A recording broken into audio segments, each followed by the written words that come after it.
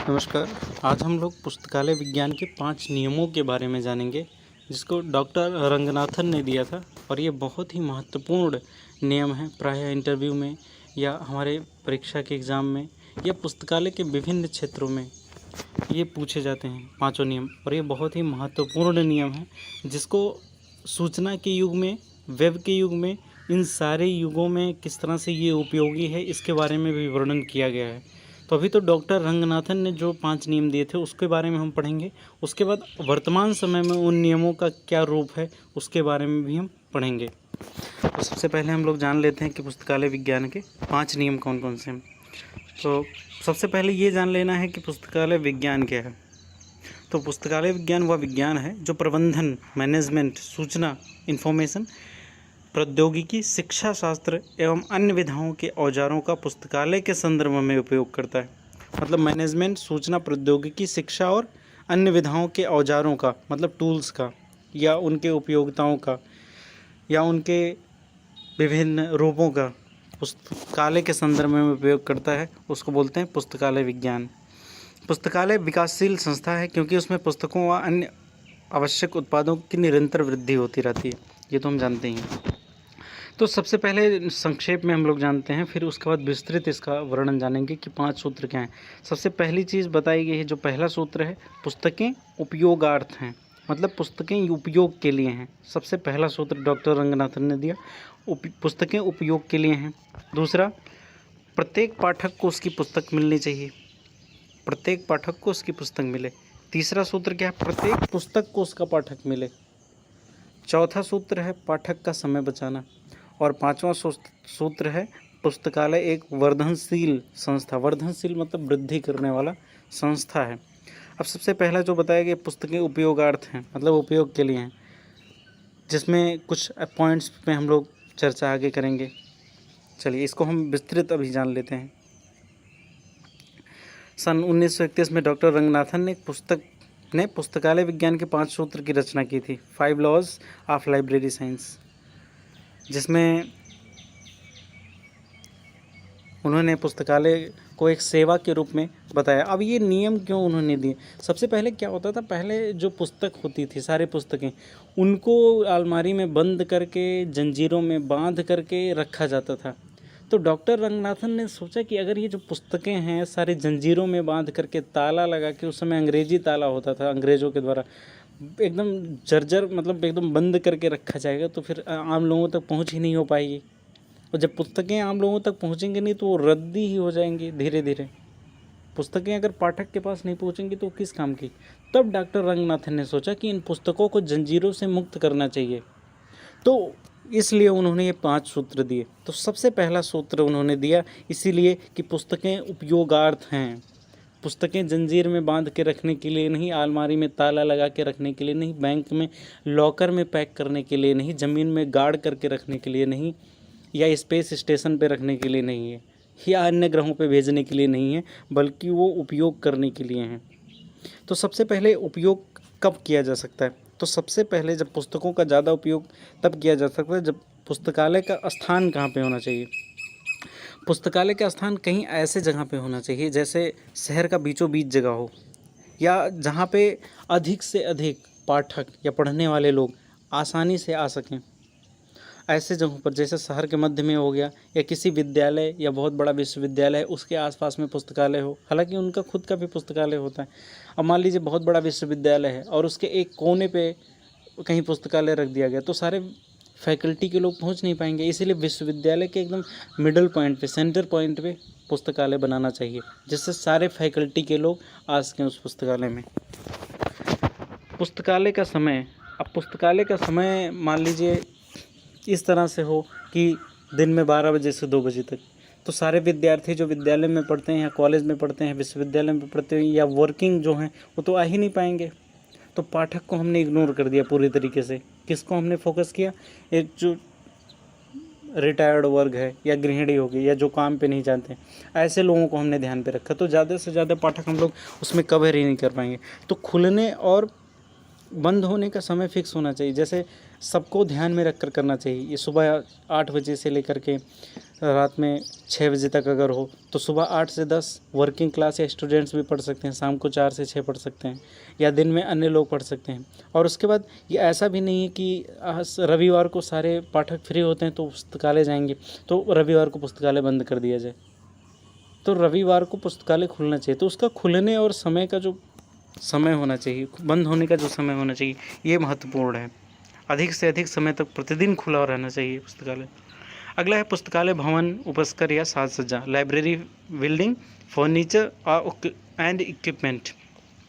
अब पुस्तकालय में गए, वहाँ मक्खियाँ भिनभिना रही हैं, पंखा चल रहा है तो उसमें आवाज़ आ रहा है किर किर, बिल्कुल जैसा लग रहा है कि जैसे पुराने ज़माने में दिखाया जाता था सरकारी ऑफिसेज़ में।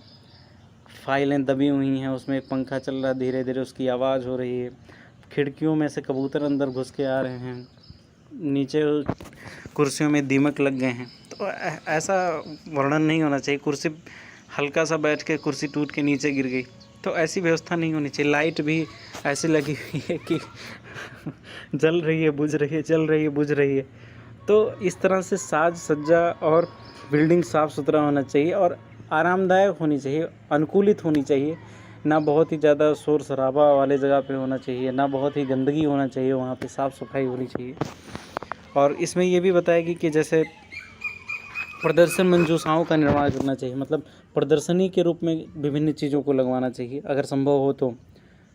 और उसके बाद ये व्याख्यान कक्ष लगवाना चाहिए, जो व्याख्यान कक्ष मतलब पढ़ाई करने के लिए अलग हो, जहाँ लेक्चर हो रहा हो उसका अलग हो, अध्ययन के लिए बुक्स वगैरह अलग रखी हो, इस तरह से हमें बदलनी चाहिए। उसका काउंटर भी पता चले मैगजीन रखा हुआ है, उस पर 1.5-2 किलो धूल भरा हो, उसको पाठक क्यों छुएगा, उसका टाइटल ही नज़र नहीं आ रहा है, या पुस्तक को ऐसे छुपा के रखा गया है कि दिखाई ही ना दे। तो ये सब हमें ध्यान रखना है। दूसरा है पुस्तक चयन, ये हम पहला ही बोल रहे हैं, पुस्तकें उपयोगार्थ हैं, इसी के बारे में बता रहे हैं। पुस्तकें उपयोगार्थ कब होंगी, पुस्तकें यूज़ में कब आएंगी, तो पुस्तक चयन भी एक बड़ी चीज़ है। पुस्तकें उपयोगी होनी चाहिए, पता चले वहाँ पे सारे विद्यार्थी जाते हों और फिर अलग पुस्तकें कोई रखी हों, वहाँ पे मान लीजिए पुस्तकें ब्रिटेन के इतिहास की रखी गई हों सारी चीज़ें, और यहाँ पे भारतीय विद्यार्थियों जाते हैं, उन्हें भारतीय इतिहास पढ़ना है कि ब्रिटेन का इतिहास पढ़ना है, तो उनके जानने योग्य वो होना चाहिए, पुस्तकें होना चाहिए। सरल और आकर्षक पुस्तकें, बच्चे भी जाते हैं, बुजुर्ग जाते हैं, ये सारे लोग जाते हैं, तो पुस्तकें थोड़ा कार्टून टाइप भी हो तो जिससे बच्चे भी आकर्षित हों उसके प्रति, पाठकों के स्तर की पुस्तकें हों। अब सारे बच्चे तो बाल भारती पढ़ेंगे नहीं, उनके लिए अलग मैगज़ीन होना चाहिए, जीके के अलग मैगज़ीन होने चाहिए, न्यूज़पेपर्स आने चाहिए। तो ये सारी चीज़ें पुस्तकें होनी चाहिए। कर्मचारी जो होने चाहिए वो योग्य होने चाहिए, प्रतिभावान होने चाहिए, कर्मठ होने चाहिए, कुशल होने चाहिए। कागज़ में हम लोग पढ़ रहे हैं, वर्तमान में थोड़ा अलग होते हैं तो कागज़ में हम पढ़ लेते हैं कैसे होने चाहिए, होने में क्या, ये सपने की तरह है, देख सकते हैं हम लोग किस तरह से होने चाहिए।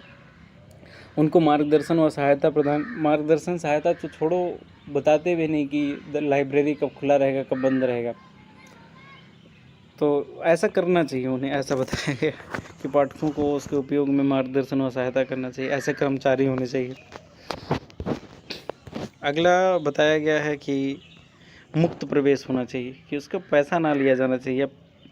पैसे जब लग जाते हैं, फ़ी कोई लग जाती है, तो बहुत से ऐसे पाठक होते हैं जो नहीं जाना चाहते हैं उसमें, तो वो वांछित रह जाते हैं उस सेवा से। तो मुक्त प्रवेश होना चाहिए।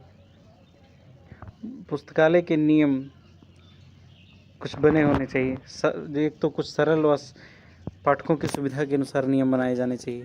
ये नहीं, कुछ ऐसे नियम बनाए जाते हैं जो सिर्फ अपने कर्मचारियों को ध्यान में रखकर बनाया जाता है। जैसे लाइब्रेरी कब खोला जाए, तो कर्मचारी कब 10 बजे आना चाहेंगे तो 10 से 4 कर दिया, तो ये पाठक को ध्यान में नहीं रखा गया। और उसके बाद लंच के लिए 2 घंटे का वो कर दिया गया। तो ये सारी चीज़ें ध्यान में रखेगी कर्मचारियों को। तो ये हो गए। अब दूसरा सूत्र हम लोग पढ़ते हैं, प्रत्येक पाठक को उसकी पुस्तक मिलनी चाहिए। तो इसका क्या, इसमें इस सूत्र के अनुसार प्रत्येक पाठक को उसकी वांछित पुस्तक मिल जानी चाहिए।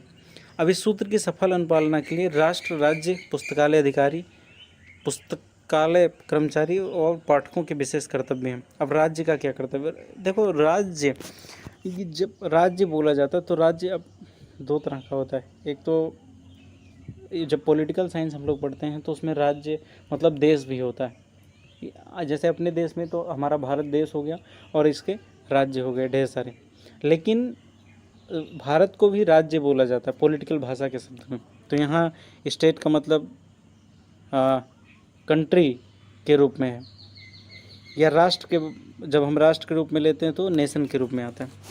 तो मतलब राज्य को क्या करना चाहिए, वित्त का प्रबंध करे, पुस्तकालय को नियम बनाए और फिर उन पुस्तकालयों में समन्वयीकरण होनी चाहिए।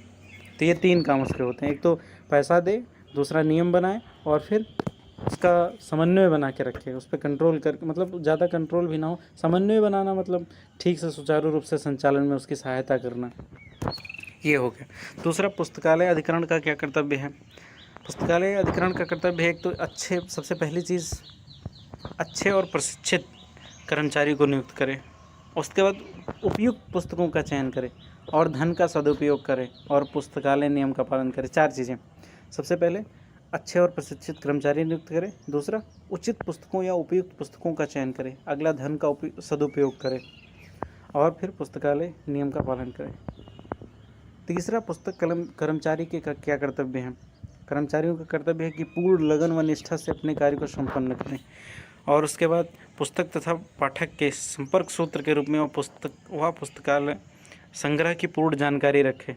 अगर किसी से पूछा गया हिस्ट्री की बुक, प्राचीन इतिहास की, ये फलानी पुस्तक कहाँ पे मिलेगी, तो वो दूसरे से पूछ रहे हैं, वो गए तीसरे से पूछने गए, चौथे गए ओपेक पे चेक करने, ओपेक पे मिल ही नहीं रहा है। तो ऐसे कन्फ्यूज्ड लोग पाठक का समय कैसे बचाएंगे और पुस्तकें कैसे मिल पाएंगी। तो प्रत्येक पाठक को पुस्तक मिलनी चाहिए, तो ये कहाँ हो पाएगा। तो इसीलिए उनको जानकारी होनी चाहिए। पाठकों का क्या कर्तव्य होना चाहिए, ये बहुत अच्छी चीज़ है। ये पाठक बहुत नवाब बन के जाते हैं। अपने सहयोगी व अन्य पाठकों के हित का ध्यान रखना चाहिए। कई मूर्ख तो वहाँ पे मोबाइल में बात करने लगते हैं, पड़ोसियों से बात करने लगते हैं। और दूसरा, पुस्तकालय नियमों का सहर्ष मतलब खुशी से पालन करना चाहिए और नियम के अनुसार ही पुस्तक प्राप्त करें। ये नहीं कि मतलब चुरा ले गए पुस्तक या पेज फाड़ ले गए। निर्धारित अवधि तक ही अपनी पुस्तक पास रखें। ये सबसे बड़ी चीज़ है कि जो निश्चित समय दिया गया है उसी में रखें, वरना जुर्माना लगेगा। अगला ये भी बताया गया कि प्रतिबंधित सामग्री के निर्गम हेतु हट ना करना, कि जो सामग्री प्रतिबंधित है उसको ना लेना, उसके लिए लड़ाई झगड़ा ना करना। कर्मचारियों से विनम्रता और शिष्ट व्यवहार करना, पुस्तक व अन्य सामग्री की भलीभांति उपयोग करना, समय विलंब दंड, संदर्भ ग्रंथ, ये सारे नियमों का पालन करना, शांति और स्वच्छता बनाए रखना। पुस्तकालय कहीं पान वान खाता हो तो पुस्तक और सुंदरता उड़ जाएगी। अगला, तृतीय सूत्र, प्रत्येक पुस्तक को उसका पाठक मिले। अब इसमें ये डिफरेंस है, एक तो पाठक को, सभी पाठक को उसका पुस्तक मिल जाए, और इसमें अलग है कि प्रत्येक पुस्तक को उसका पाठक मिल जाए। डॉक्टर रंगनाथन द्वारा प्रतिपादित तृतीय नियम के अनुसार प्रत्येक पुस्तक को उसका पाठक मिले, अर्थात पुस्तकालय की प्रत्येक पुस्तक का उपयोग हो जाए। अब इसमें कुछ निर्देश दिए गए। सबसे पहले, मुक्त द्वार प्रणाली। इसका मतलब ये है ओपन एक्सेस सिस्टम, कि अलमारियों में बिना किसी रोक टोक के अपनी वांछित पुस्तक का चुनाव कर सके।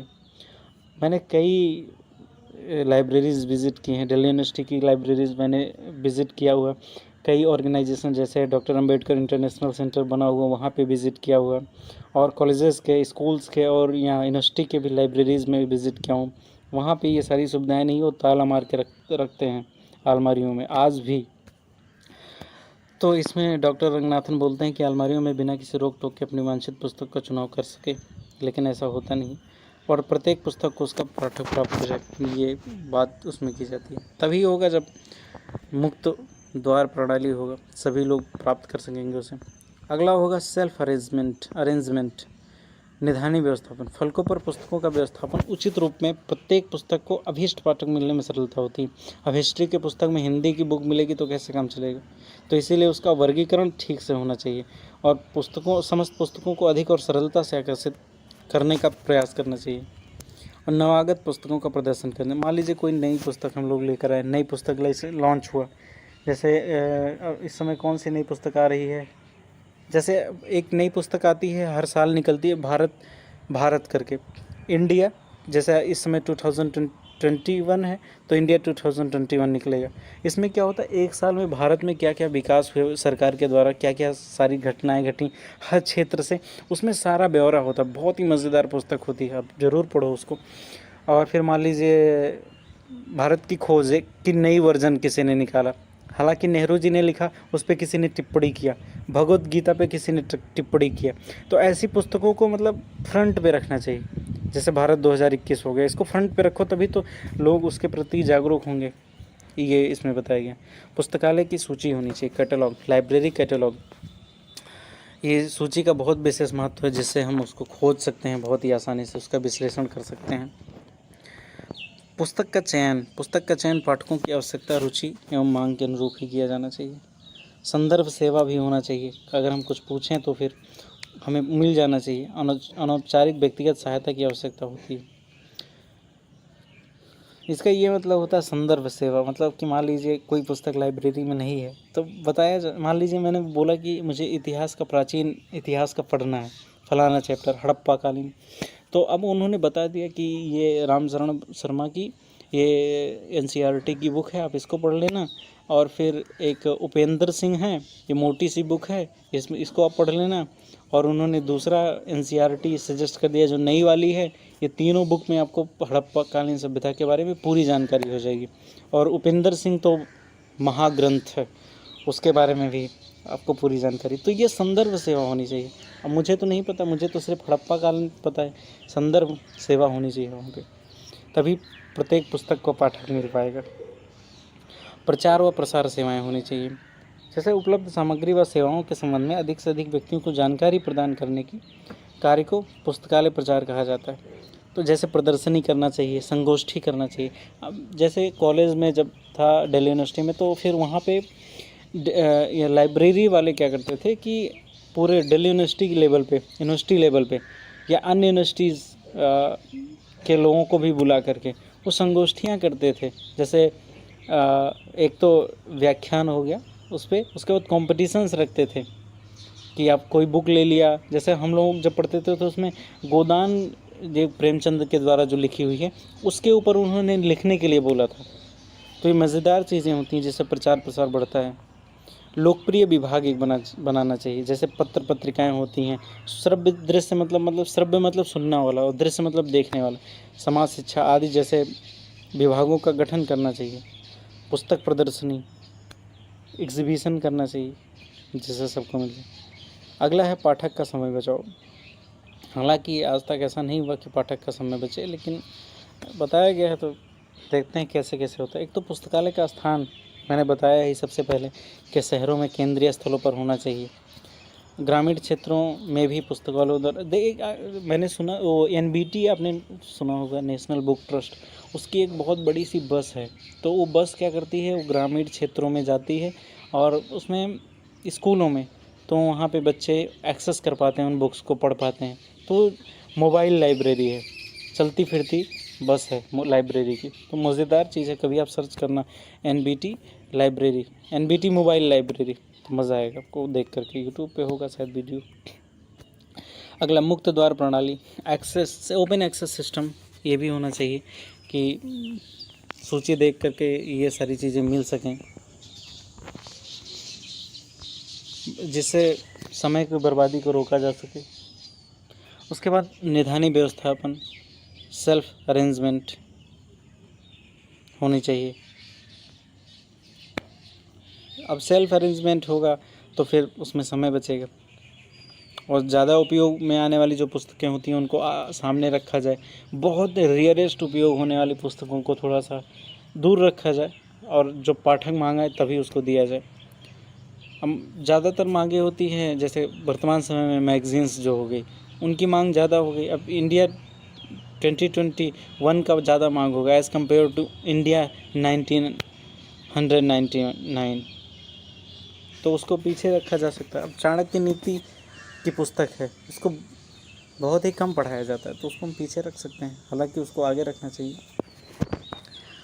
तभी तो लोग जानेंगे चाणक्य नीति क्या है, पढ़ेंगे। अगला संदर्शिकाएँ, गाइड्स होनी चाहिए, जो गाइड्स कि कौन से क्रम में कहाँ पे कौन सी पुस्तक रखी जाएगी। संग्रह कक्ष इसका होना चाहिए, इसके बारे में बताया गया। संदर्भ सेवा के बारे में मैंने बता दिया कि जो पाठ्य पुस्तक सामग्री प्रदान की जाने वाली किसी भी विषय से संबंधित इतनी उसका संदर्भ दे देना कि मान लो एक टॉपिक है, उसके ये संदर्भ हैं, इसमें आप पढ़ सकते हैं। और सर्कुलेशन होना चाहिए, पुस्तकों के निर्गम आगम मतलब आना जाना, पुस्तकों का लाना, पुस्तकों को ले जाना, इसको बोलते हैं निर्गम आगम प्रक्रिया को परिसंचरण कहते हैं। पाठक और कर्मचारियों का समय बचाने हेतु यह कार्य भी वैज्ञानिक विधि से किया जाना चाहिए। परंपरागत पंजिका प्रणाली के स्थान पर ऐसे सरल और सुगम विधि अपनाई जानी चाहिए। अब लाइन लगा के उस पर दस्तखत मुहर करवा करके ज़्यादा समय लगता है, इसीलिए जस्ट उसमें वो बार कोड लगा होता है हर पुस्तक में, जस्ट उसको स्कैन करके, और एक आईडी बनी होती है हर पाठक की जो रेगुलर लाइब्रेरी विजिट करते हैं, उनकी आईडी में भी बार कोड होता है। सिर्फ 2 बार कोड स्कैन करना, काम हो गया। अब उसमें दस्तखत लिखो, मोहर लिखो, रजिस्टर पलटो, उसमें नाम लिखो, पैसा लिखो, फलाना धमाका लिखो, तो उसमें ज़्यादा समय लग जाता है। इसलिए सर्कुलेशन भी बहुत इम्पोर्टेंट है। बिब्लियोग्राफी, इसमें ग्रंथ सूचित, इसमें क्या होता है, उसको पाठकों का समय बचाने के उद्देश्य से आजकल अनेक प्रकार की ग्रंथ सूचित निर्मित प्रकाशित की जाती है, ग्रंथ सूचियाँ। अब ये जो ग्रंथ सूचियाँ होती हैं वो पाठकों और कर्मचारियों दोनों का समय बचाती हैं। और मुक्त प्रवेश की सुविधा में पाठक अपनी पुस्तक को चयन कर सकता है। फिर सेल्फ अरेंजमेंट, अच्छा यही पेज दोबारा आ गया। कर्मचारी अगर योग्य होगा, उसे सारी चीज़ जानकारी होगी, तो वो खुद ब खुद समय कम बचाएगा और वो सजेशन भी अच्छा दे पाएगा। तो कर्मचारी बहुत ही इंपॉर्टेंट होते हैं इसमें पाठकों का समय बचाने में। और उसके बाद standardization of library records and cards, पुस्तकालय अभिलेखों एवं पत्रकों का मानकीकरण। अब इसमें बताया गया कि पाठकों के समय की बचत से ही संबंधित नहीं है, वरन पुस्तकालय कर्मचारियों के समय की भी बचत के निर्देश प्रदान करता है। इस निर्देश की अनुपालना के लिए आवश्यक है पुस्तकालय अभिलेखों एवं पत्रकों का मानकीकरण किया जाना चाहिए, यानी उसका स्टैंडर्डाइजेशन किया जाना चाहिए, जिससे पुस्तकालयों का कार्य यांत्रिक गति से संपन्न हो और कर्मचारियों का भी समय बचे। 5वां ये जो सूत्र है, पुस्तकालय एक वर्धनशील संस्था है। एक एग्जाम्पल मैं आपको यहाँ पे देना चाहूँगा। जैसे अगर मनुष्य का एग्जाम्पल दिया जाए तो अभी ये समझ में आ जाएगा। जैसे छोटा सा बच्चा जब जन्म लेता है तो आप देखेंगे कुछ ही 18 साल के करीब तक उसका जो ग्रोथ होगा बहुत ही तेज़ी से होगा। अभी वो छोटा सा ही बच्चा है, फिर वो 1 महीने में बड़ा हो गया, 2 महीने में, 1 साल में इतना ज़्यादा बड़ा हो गया। 18-19 साल तक उसकी हाइट वगैरह काफ़ी बढ़ जाती है, उसका एक बड़ा सा शरीर हो जाता है। उसके 18 साल से जब तक वो ज़िंदा रहता है फिर उसका शरीर वृद्धि नहीं होता, मतलब उसकी हाइट वगैरह उतना ज़्यादा नहीं बढ़ती, 1-2 इंच बढ़ जाता है। और उसके बाद फिर उसका शरीर मोटा भी हो सकता है, दुबला पतला भी हो सकता है, लेकिन उस स्पीड से नहीं होगा जिस स्पीड से शुरुआत में हुआ। तो ऐसे ही लाइब्रेरी में होता है।